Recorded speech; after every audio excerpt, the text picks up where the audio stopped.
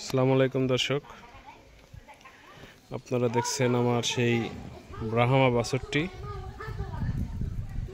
এর বয়স 2 মাস হয় নাই, তারপরেও এখন বেঁধে রাখা হয়েছে, কারণ ছেড়ে দেওয়ার মতো পরিবেশ আমার এখানে নেই।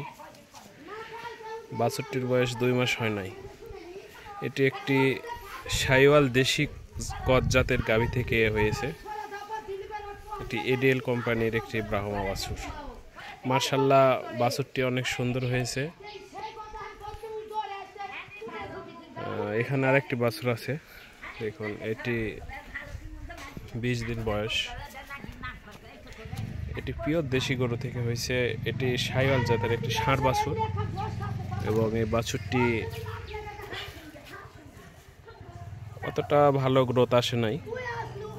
দেশি গরু থেকে হয়েছে, তারপরে দুধ যা পাওয়ার কথা তার অর্ধেকও পায় না, এই অবস্থা। একে কৃমিনাশক করা হয়েছে। কৃমিনাশক করার পর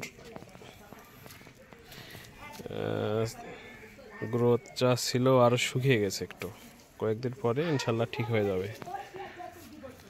এই তো ব্রাহ্মাকে আমি এখন ছেড়ে দেব। তো দেখুন, অসাধারণ অসাধারণ, মাশাআল্লাহ, খুবই সুন্দর।